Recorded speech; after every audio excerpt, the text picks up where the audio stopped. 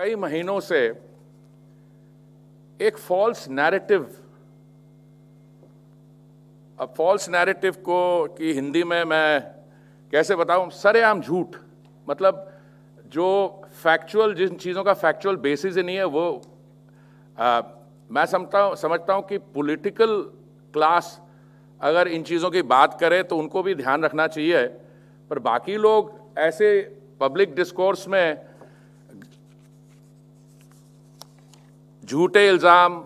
अब मैं आपको बताऊं, अब ये कहा जा रहा था कि ये जो है प्रोजेक्ट जो है ये एक वैनिटी प्रोजेक्ट है, और वैनिटी प्रोजेक्ट का मतलब यह है कि इसकी ज़रूरत नहीं है। और महामारी के दौरान आप इतना 20,000 करोड़ खर्च कर रहे हैं, एक वो आंकड़ा मैंने देखा, कहीं और कहा कि 13,400 का एक मोदी महल बनाया जा रहा है। अरे भाई साहब, ये फिगर्स कहां से आ रहे हैं?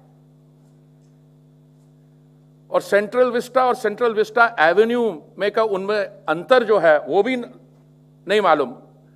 The two are being freely interchanged. पहली बात तो यह है कि सेंट्रल विस्टा प्रोजेक्ट जो एक बड़ा प्रोजेक्ट है जिसमें अगले 250-300 वर्ष के लिए हमें भारत सरकार का गवर्नेंस आर्किटेक्चर जो है उसके बनाने की हमारे पास एक ब्रॉड प्लान है। ये प्रोजेक्ट ना अभी शुरू हुआ है ना अभी कंसेप्चुअलाइज हुआ है। मैं आपको इसका 2 उदाहरण देता हूं। जो हमारी पार्लियामेंट बिल्डिंग है, ये कुछ 100 वर्ष पहले बनाई गई थी, not for the legislature of an independent country. उस समय हमारे जो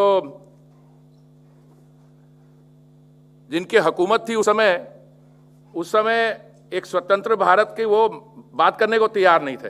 बाकी भी जो बिल्डिंग्स हैं, Rashtrapati Bhavan, north block, south block, parliament,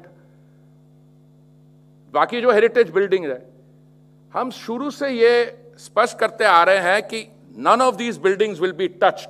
जो हिस्टोरिक, कल्चरल, आइकॉनिक बिल्डिंग्स है, they will remain exactly as they are.